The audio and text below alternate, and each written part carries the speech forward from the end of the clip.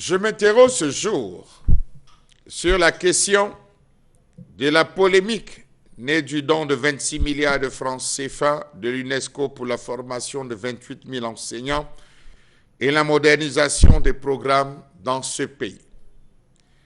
L'Organisation des Nations Unies pour l'éducation, la science et la culture, institution spécialisée de l'ONU, a promis mobiliser 44 millions de dollars, soit plus de 26 milliards de francs CFA, pour soutenir l'éducation au Cameroun. Le 9 septembre 2024, la directrice a annoncé ce financement destiné à renforcer les systèmes éducatifs du Cameroun.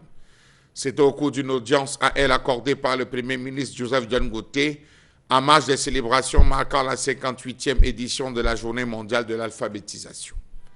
L'annonce intervient dans un contexte où l'État peine à consacrer les 20% de son budget annuel à la dépense intérieure de l'éducation. Relativement aux standards internationaux fixés par l'Organisation des Nations Unies pour l'éducation, la science et la culture. Ce financement, dit-on, permettra au Cameroun de moderniser ses programmes scolaires, d'améliorer les infrastructures scolaires, renforcer la formation des enseignants, développer l'enseignement technique et professionnel. Lorsque les différents membres des syndicats ont entendu ça, et certains enseignants, ils ont explosé de colère. 26 milliards, alors qu'il y a des problèmes plus sérieux, il y a des problèmes qui nécessitent une attention tout à fait particulière qui va être balayée de la main. Depuis bientôt 15 ans, le Cameroun reçoit des aides, des subventions de l'UNESCO pour favoriser le développement de l'éducation. Sauf que cela n'arrive véritablement pas à bon port.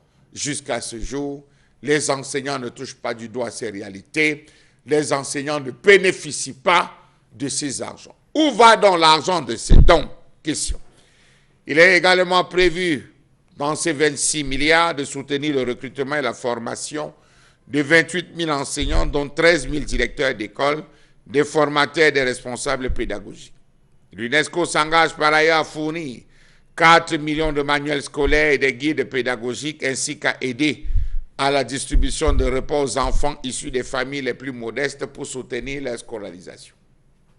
À ce niveau encore, comment se fera la distribution des repas aux enfants issus des familles les plus modestes pour soutenir leur scolarisation?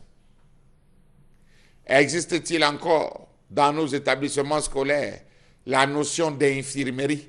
Je parle de notion, je ne parle pas de la structuration, je parle de la notion d'infirmerie, la vraie infirmerie. Question. Existe-t-il dans nos établissements scolaires des cantines?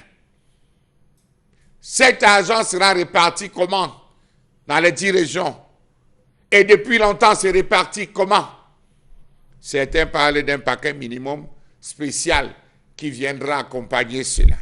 Comment comprendre tous ces financements qui n'arrivent donc jamais à leur destinataire? Comment comprendre que malgré l'augmentation des ressources allouées, l'enseignement reste de qualité médiocre dans la plupart des établissements scolaires du pays? Pourtant, on sait, concernant le primaire, que c'est gratuit. L'une des causes principales est l'insuffisance des capacités de gestion aux différents niveaux de décision. L'absence d'outils de résultats. Le manque de transparence au niveau des établissements scolaires, qui sont également des obstacles de taille à l'amélioration du fonctionnement du système et de la qualité de l'enseignement.